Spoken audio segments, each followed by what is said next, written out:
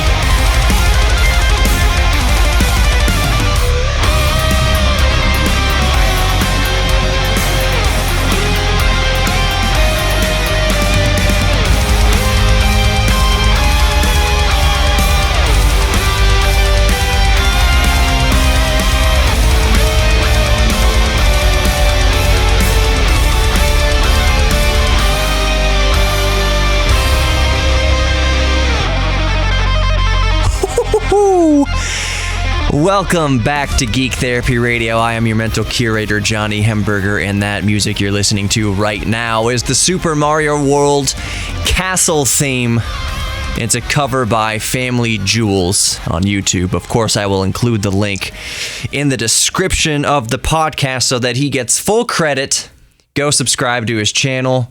It's awesome. And of course, we will finish out that song. We'll pick up where we left off at the end of the podcast here when we bump out. I can't wait to hear the rest of it. If you want to fast forward to hear the rest of it, just come back here, please, maybe, and listen to the actual heart of the podcast. Anyways, I've got something actually really fascinating to talk about today in this evening's podcast. And I say this evening because it's dark as I'm recording it right now. So I don't know if you're listening to it at morning, afternoon, night. Doesn't matter. I'm recording it right now at night.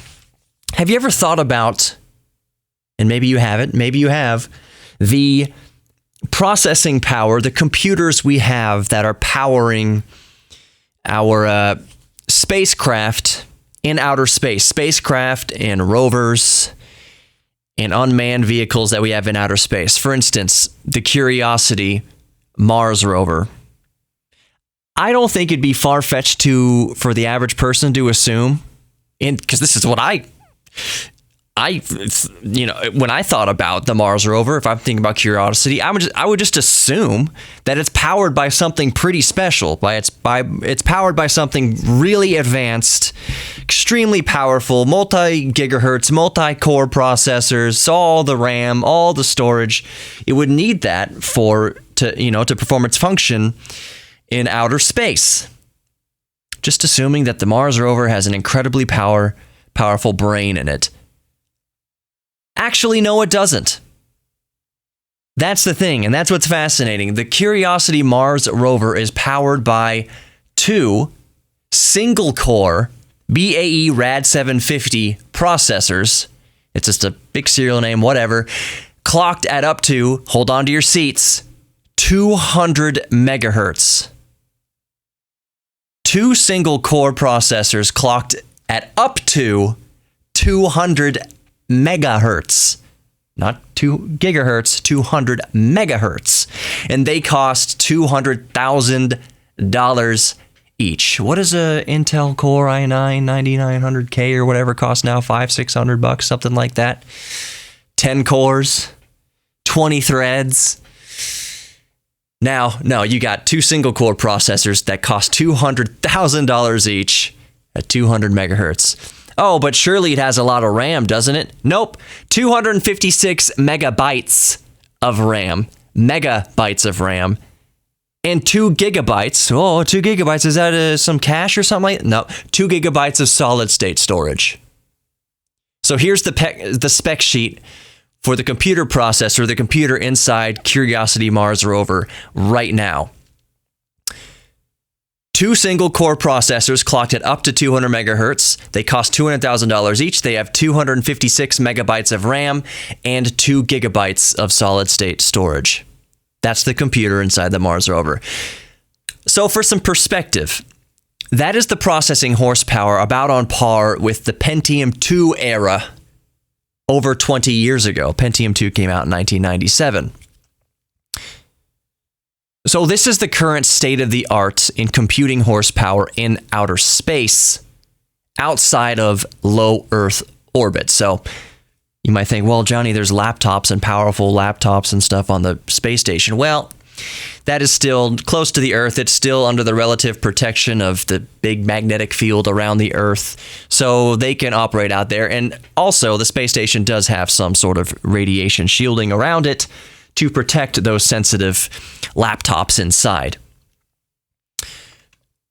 So, as a matter of fact, in 2012, when the Russians tried to send the spacecraft Phobos Grunt, maybe I'm pronouncing that wrong, Grunt maybe, Phobos Grunt to the Mars moon Phobos, as it happens, to collect soil samples, using computer processors designed for military aircraft, it became immediately disabled in low Earth orbit and fell back to Earth as a multi-billion-dollar ball of fire. It never made it outside of low Earth orbit. And here's why.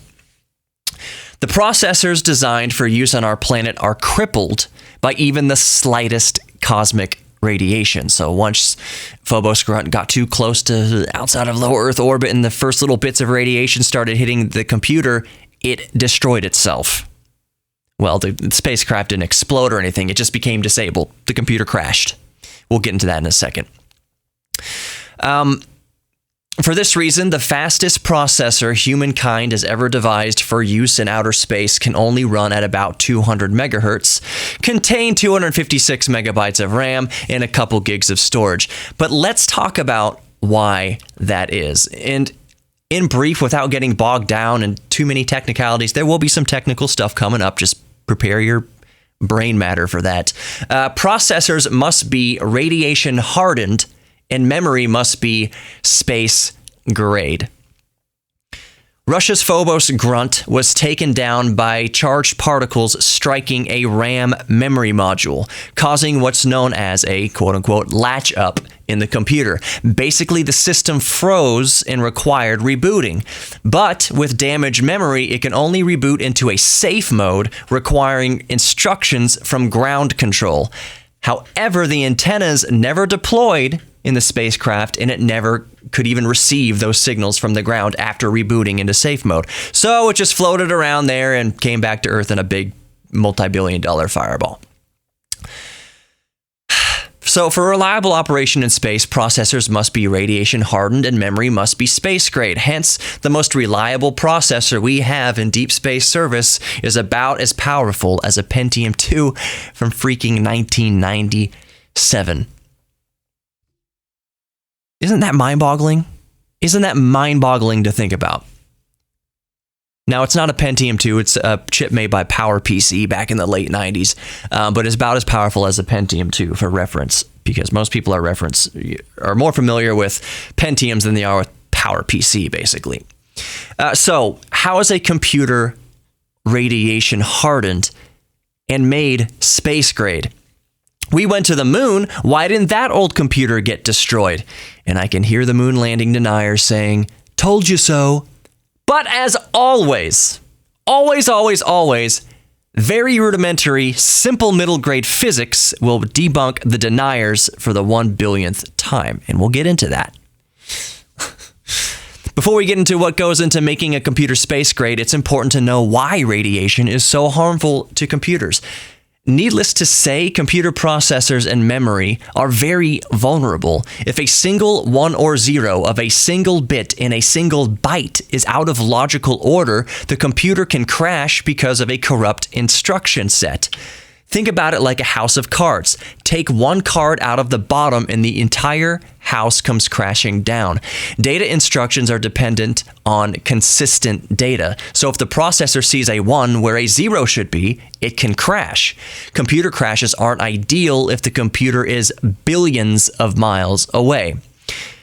So one way to radiation-harden computers is by building processors with radiation-resistant materials instead of the consumer-grade silicon in the computers we use every day. This is cost prohibitive, requiring complete retooling of the manufacturing process. So NASA can't just go to Intel and say, hey, we need you to make these processors, but instead of out of silicon, we need to make it out of this other material. Intel's like, we can't do that. You have to build an entire new process, manufacturing process for that. Another way to quote-unquote radiation-harden processors and computers for deep space use is, and this is the main culprit of speed reduction, it's redundancy. Space-grade computers must run the same instruction set multiple times in parallel in case one stream of information is corrupt by radiation or a charged particle, or vice versa. Specifically, at least 3 parallel instructions I can't pronounce anything tonight. At least 3 parallel instructions per clock cycle. If a charged particle hits a memory cell in one of the 3 streams feeding the processor, you still have 2 streams feeding that processor. Furthermore, the odds of 2 particles hitting 2 of the 3 streams at the same exact time are almost astronomically impossible. Remember, we're talking about particles on the quantum level here. You're thinking, well, how can a particle hit a single electron flowing through a circuit? They can and they do. As a matter of fact, here's an interesting side note. If you've ever been working with an electronic and it just starts freaking out for no reason sometimes, there's a very, very good possibility that even here on Earth, it got hit by a charged particle of some kind. Because processors are so sensitive to that, which we'll get into in a minute, even one charged particle from the sun or from cosmic radiation of any source hits your phone processor, it can cause it to freak out for a second. Why? I had to reset my phone for some reason, or my phone just reset by itself. There's a very high likelihood it got hit by a charged particle from the sun and just freaked out for a second. It's one of its safety features of modern electronics. If something's wrong, something goes wrong with the processor, it'll reset itself and kind of make sure all its code is okay again. So anyways, let's get back on track here. So, if a 600 megahertz processor is computing the same instruction set 3 times in parallel, its effective speed is divided by that factor of 3. So you are left with a useful processing speed of about 200 megahertz. Now you might be saying, modern processors run at 5 gigahertz. Why can't we just brute force it for an effective speed of around 1.7 gigahertz? Is that right? Did I do my math right there? Yeah. 3 times 1. Well, it's like 1.6 repeating. Anyways. Okay, so yes, we do have 5 gigahertz multi-core processors now. But this is where the nanometer manufacturing process comes into play. Currently, we are at about the 7 nanometer process at the smallest. And for the sake of argument, processors are made up of millions of transistors. That's not for sake of argument. That's just true. Currently, about 7 nanometers in size. That's sake of argument, because 7 nanometer process does not necessarily mean that each transistor is 7 nanometers in size. There's like a ballpark. There's like a slide rule, give or take, of a few nanometers. It doesn't matter. They are tiny. They are the tiniest they have ever been per transistor. So in old computers, the transistors were much, much bigger. The Pentium 2 that I mentioned prior was the 250 nanometer process, meaning that the transistors were, give or take, 250 nanometers in size. So of course the transistors in 1960s era Apollo computers were gargantuan in size in comparison. See, I told you it would all come back around to why we really went to the moon, to debunk the deniers. So the physics are simple. Larger transistors required more electricity to operate and thus could tolerate electrical fluctuations caused by radiation much, much better. It was a physical buffer built right into the size limitation itself. A minor voltage fluctuation was a non-issue. It wouldn't burn up a chip. So radiation interference in Apollo spacecraft computers were a non-issue. Fast forward to modern processors at the 7-nanometer process. By their very nature, increases in efficiency means a decrease in the voltage used, which also means a correlated increase in voltage vulnerability. So to put it another way, when the transistors in the processor get all the smaller, they require all the smaller electricity to run, meaning that they have all the smaller tolerances to voltage spikes. Simply put, old processors could take a voltage punch like Mike Tyson, and modern processors would take it like a Jonas brother. If a modern processor gets hit by a charged particle of radiation, it's going down. An old processor will take them all day long without flinching. Hence why. So get back on track here. So the 250 nanometer process of the late 1990s is about the end of the line for processors that can take the radiation beating that deep space doles out. But of course, scientists are working on it. Currently, the best contender under promising development would be about as powerful as the Snapdragon 450 found in some budget smartphones. By the way, that's a Snapdragon 450 is from a few years ago. Modern flagships are using the Snapdragon 855 and 855 Plus. So while the Snapdragon 450 has multiple cores and operates around 1.2 gigahertz, after radiation hardening for space applications, aka all that redundancy and new materials, it would have a functional speed of 500 megahertz. But 500 megahertz is still over twice as powerful as the 200 megahertz we currently have in outer space, and these modern processors would have many more cores. And they could do other things. Even if it's just 500 megahertz effective, usable, processing speed when it's all said and done, there's other codecs and other architecture built into modern processors that can, especially relating to the GPU, that can process data in a different way than a standard, CPU can. It's going to be good for space exploration. And that one day we'll get to the point where, yes, we'll have a manufacturing process down to whatever the standard for consumers is that we can also use in space. It's a long time coming. And truth be told, a rover on Mars, while that is very important that it have enough processing power to do its job, the bulk of the processing work is being done here on Earth.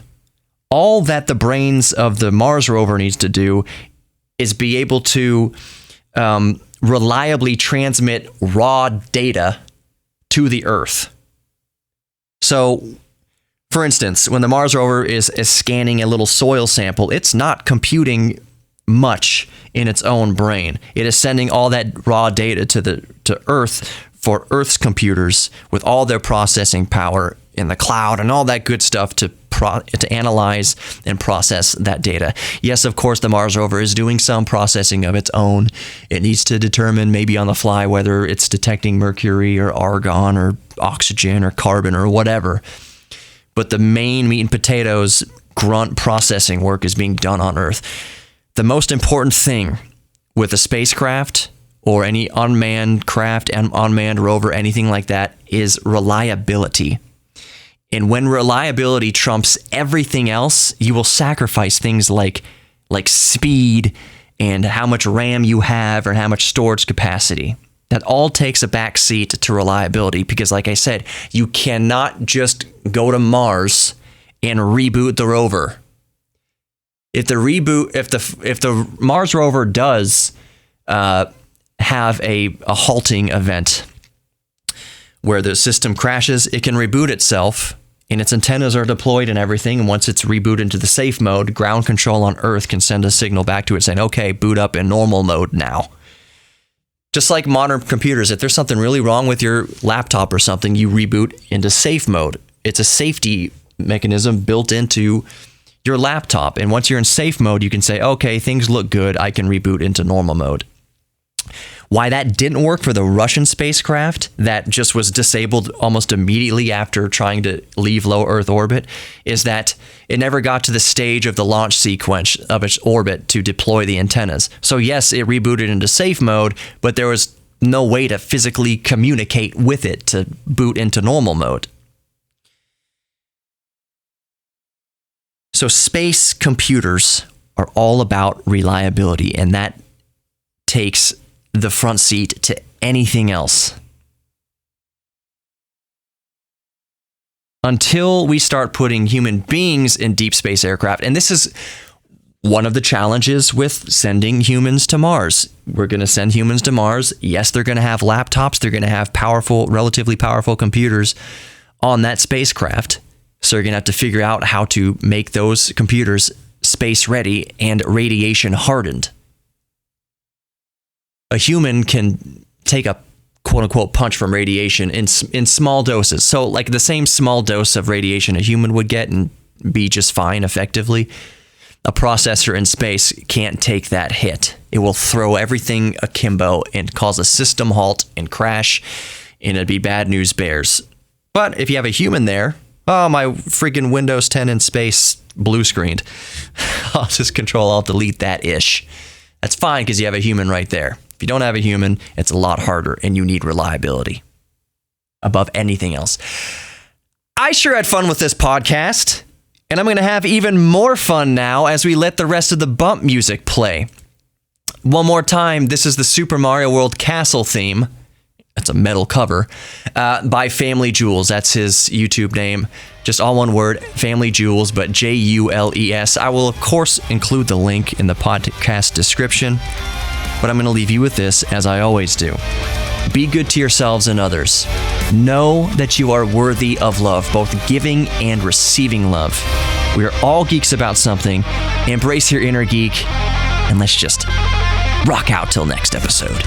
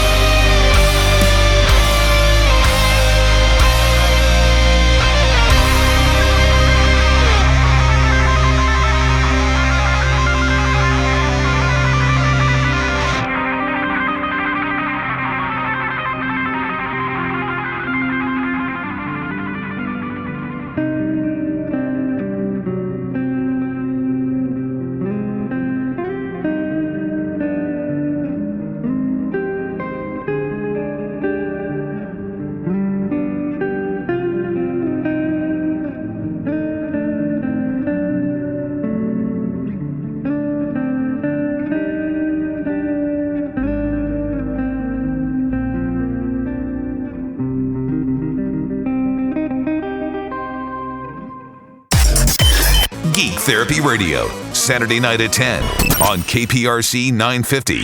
Or listen anytime on our iHeartRadio app.